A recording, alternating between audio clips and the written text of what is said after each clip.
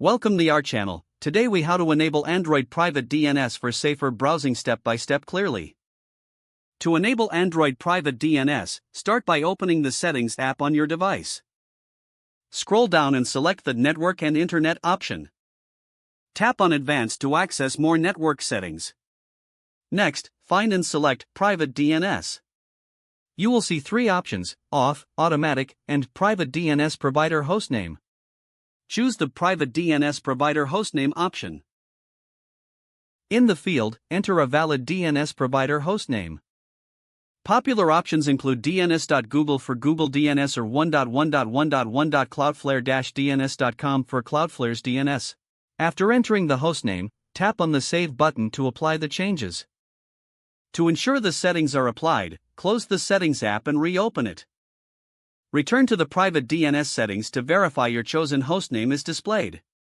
Now, you are ready to enjoy safer browsing with Android Private DNS enabled. If the page does not load, refresh the browser or try again in a private or incognito window.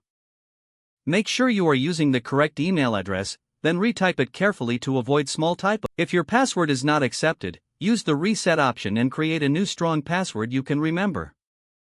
Check your spam folder for verification or security emails, then complete any requested confirmation steps. Enable two-factor authentication if available to improve account security and reduce unauthorized access risk. After signing in, review your profile details so your contact information and settings are accurate and current. If you see an error message, note it down and try again after restarting your device and internet connection. Log out when you finish, especially on shared devices, to keep your account and payment information secure. If the page does not load, refresh the browser or try again in a private or incognito window. Make sure you are using the correct email address, then retype it carefully to avoid small typos. If your password is not accepted, use the Reset option and create a new strong password you can remember. Check your spam folder for verification or security emails, then complete any requested confirmation steps. Enable two-factor authentication if available to improve account security and reduce unauthorized access risk.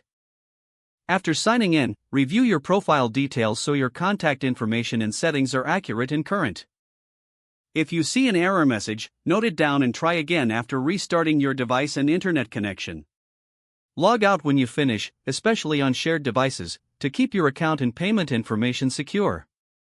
If the page does not load, refresh the browser or try again in a private or incognito window. Make sure you are using the correct email address, then retype it carefully to avoid small typos.